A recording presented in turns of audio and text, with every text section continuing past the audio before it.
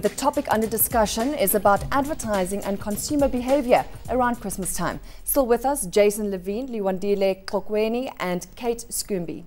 Thank you for joining us once again. Before the break, we're just talking about those specials, Liwandile. I just want to take that up with you. Look at particularly the furniture stores and the crazy specials where you can get a sheep, you know, if you purchase something, or buy now and pay 3 months later, and then it could get repossessed. Let's talk about those specials. Is that good for the consumer? It's not necessarily good for the consumer, and I think a lot of those companies have been hit. From a legal perspective, they've been hit, but also from the perspective that for years they've been trading on credit. And in the last year, it has been difficult for anyone who's been trading on credit because people are not paying back. So I don't know if they're going to come up with a different special. I certainly haven't heard any specials. I've heard 10% off, but I haven't heard, you know, so pay later or wait 3 months. I think there's a change that needs to come because it's much more difficult to trade on credit. It's very difficult to give people credit. And a lot of companies that are trading on credit are suffering. I think there are still your adcon groups that do well, but a lot of them are not doing as well as they used to. But if you're an uneducated consumer, and I think that it's so easy to fall into that trap because I can get it now but only pay 3 months later. So that is what the question is does that really benefit the consumer? From an ethics point of view, it probably isn't. I think what they need to do, and I mean, I work quite a bit on insurance industry, which also falls underneath kind of a similar banner where a lot of people look at him as a quite negative people. I think it's how the brand carries itself. And I think if the brand goes to the extent of explaining to the consumer exactly what they're getting themselves into, and you don't have to do it in an ad, you can actually do it at the store when the person arrives and you explain to them what credit is and how it works. And then we've got the Credit Act as well to protect consumers, right? Yeah. So maybe that's why we're also seeing a shift. Yeah. So Jason, let's get back to the kids. What's happening in the rural areas? Well, I mean, I think lots of the celebration around Christmas in cities and suburbs is gift giving, whereas the spirit of Christmas in rural areas tends to be much more around pure celebration. It's about, like Liwandile said, completely. It's about family, eating, welcoming home people who haven't been there for the whole year, and the gift giving is a bit more peripheral, much more modest. And I think, yeah, a lot to be said for it because there's a greater sense of true Christmas there than I think in cities where, certainly in the higher end suburbs, where kids get very fixated around the gift giving and receiving part of Christmas more than any other part of it. And just a good point that you make, because just going back again to the gadgets, the gadgets are really antisocial, aren't they? So if you're thinking about Christmas and what Christmas you know, actually stands for is let's get together, where you're giving your child a gadget which actually is the opposite of that. I mean, I think completely right, but the tech guys have got on top of that in the last 2 or 3 years, and a lot of the gaming consoles are now much more social. SingStar, lots of the Wii games, lots of consoles are interactive, mostly because you can sell 4 controllers that way instead of only 2. Absolutely. Clever. But yeah, they are, and I mean, I think it's socially a much better phenomenon that there's much more interactive group gaming now than there used to be, which was one kid fixated with a computer or a TV for 4 hours at a stretch in a single game of Warcraft. And there is a lot of social game, like a better word, where it's not necessarily that it's the 2 of us here in a console, but it's me here and somebody else at their home through a network interacting. So Kate, there is some interaction. Yeah, it is.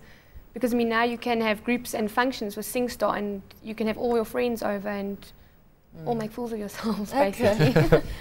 Back to the children, and we actually saw in the clip a lot of people were saying they're buying clothes. So are we seeing, Liwandile, are we seeing the likes of the Ackermans and the clothing stores actually pushing these promotions now already?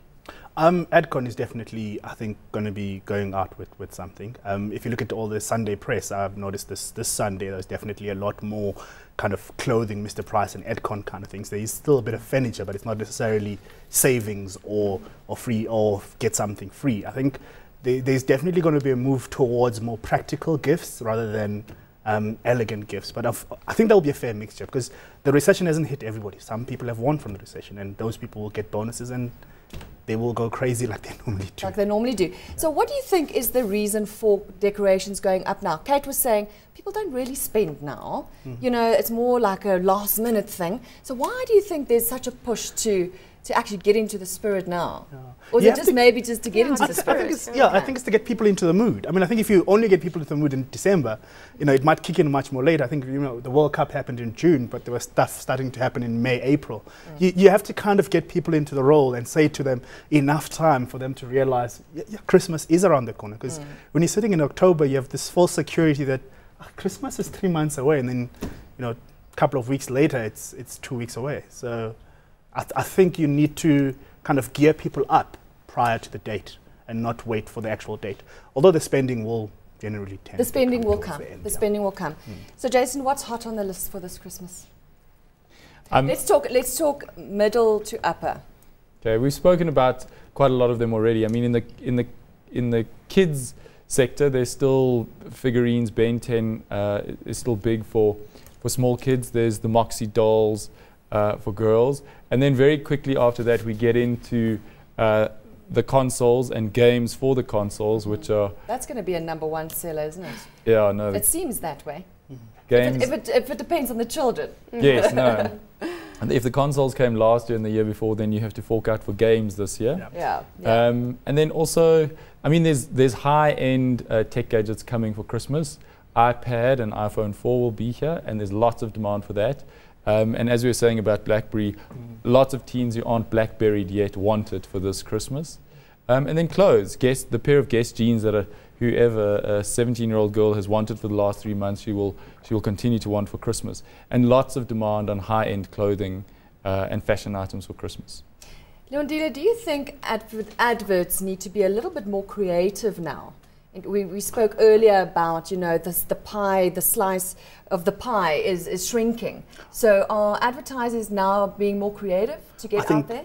I think definitely you have to be more creative. And it has gone away from being just purely about a 30-second ad on TV. I think that'll never go away. That has its role and has its place to play and will always be there. But we are forced to be more creative, and you're forced to be more conceptual in your thinking and not necessarily purely based on advertising. And you're forced to think about advertising further and beyond the norms of what it would be. So it's how do you get to the point where you do parties, because teens don't want to hear a 30-second ad, as Jason was saying, but they would love to go to a party with a celebrity. So that's one of the things that we did for BlackBerry. So I think it's how you then push your advertising so that it doesn't typically look like what advertising would be, because they won't buy into that. So not a shotgun approach. Not at all. Let's look at who's our market. And tell us about the BlackBerry promotion. We did a BlackBerry promotion with one of the channels on DSTV, and what we basically did is we did a live performance in downtown Braamfontein with WHP and a couple of new hip-hop kind of performers, and all you had to do was partake in the competition to win a ticket. We had more than, I'd say, about 500, 600 teens at that party with live performances, and literally the live performances are not one of those where it's a stadium and they're far away. Literally the guy would be standing here on the table without a barricade, and the guys would be standing here, which for a teen is the most, you can actually touch him. It's a fantastic experience. And what are you expecting in terms of sales or revenue generated from this period now, year end? Expectations are always high. I mean, not BlackBerry alone. I mean, I think for cell phones, I mean, cell phone has become one of those things that most South Africans can't live without and have to have. And in Christmas, as the one lady said, you know, she's going to buy her husband a cell phone. So I think it was actually her son. Her son. Okay. And he can choose the cell phone that he wants. Exactly. I mean, imagine that. Imagine that. You know, back in the days, you get bought. Well, if you got a cell phone, you were lucky. Be lucky. Yeah. And now the kid gets to choose whatever he wants. So from our perspective, we could Cell C. There will definitely be a push from a retail perspective towards the end of the year. But I've noticed, I mean, Vodacom hasn't gone out, MTN hasn't gone out, and we haven't gone out yet.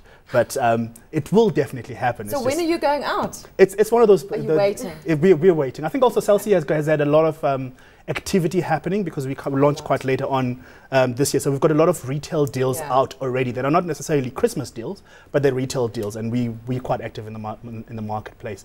Vodacom has been doing a little bit here and there, but not as much as we are. So maybe they're going to come soon. What does that mean for your market share? Well, we don't really feel we've lost market share. We just feel that people are buying lesser and cheaper gifts. So, you know, we still out there. It evens it out, you know. It evens out. And there'll always be a market for the little ones. There'll always be a market for the little ones. There will be. No matter how you look at it, they'd always want something small to open up for Christmas. In closing comments, what are you doing with your Christmas money? Jason.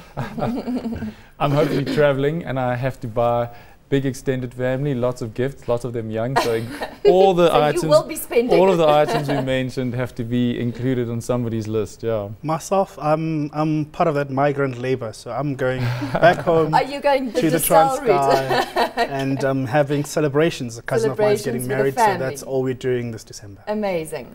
Yeah, we're just staying here, so Christmas presents for family and saving, if possible. Jason, Luandile and Kate, thank you so much for joining us on Media and Money today.